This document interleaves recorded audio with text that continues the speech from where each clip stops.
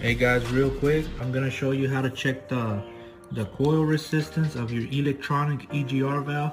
This happens to be a Mitsubishi one, and you're gonna need a multimeter, and you're gonna set it to 200 ohms.